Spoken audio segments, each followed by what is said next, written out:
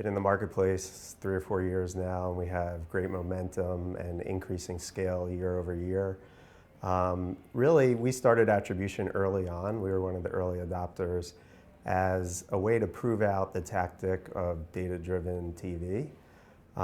And so we built a library of case studies across many verticals with looking at outcome-based attribution, looking at sales lift, looking at web attribution, website visitation, looking at foot traffic. And what we're really focused on now is bringing the conversation back to full funnel attribution.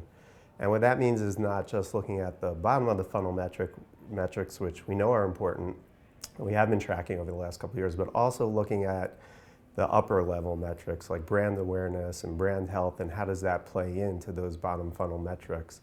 I feel like that conversation, we've kind of lost the full force of what TV can do in the conversation around outcome-based. And so I think we have to bring it back to looking at, what can TV do overall, and part of that is brand health and brand awareness. Right. So why is that so important right now? You mentioned, just really that full view of the funnel. How is that so important right now? I think, TV as a medium is under pressure from a lot of different areas, and part of it is digital, the Googles and Facebooks of the world. And for us to really compare TV and differentiate what TV is doing, we have to look at the full picture. Mm-hmm.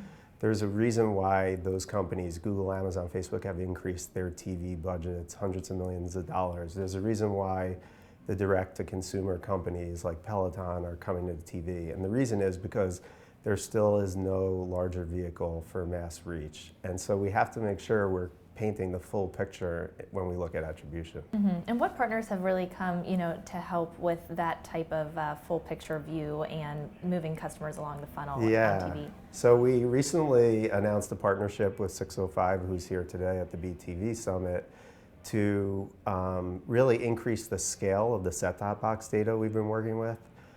We bring about 20 million set-top boxes as part of our data set that we license, and 605 has another 20. So we're looking at somewhere in the range of 40 million set-top boxes, the largest footprint in TV today to do attribution.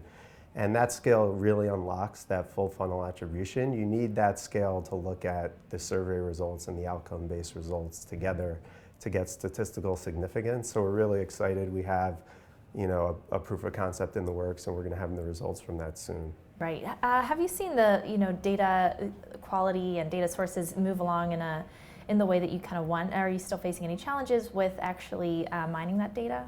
Yeah, data, we made great strides. I think we've never been in a better position in terms of the data sets that we have access to, how we are able to ingest those data sets, working with our partners that allow us to do matches against digital information. With all that, there's still challenges, I would say, in terms of timelines, and it's still not as fast as we'd like in terms of comparison to digital again, where they can turn, they have all the data on hand and they can turn it around pretty quickly.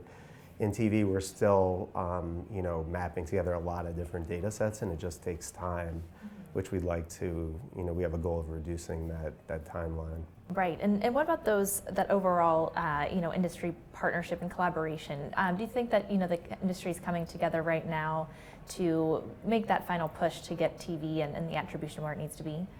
It's so important, and we participate in the ATSG, which was a consortium that looked at advanced targets and is looking at advanced target standards.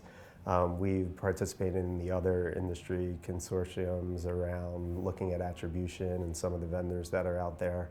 So we definitely agree that for this to scale in the way we all want it to, we're going to have standards in place. And I think we're doing the work that we need to do. It's slow and it takes time. That's because it's hard.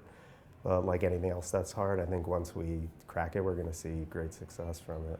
Great. And finally, what's next for 2020? What do you think is going to be the major shift or trend that you're watching for next year?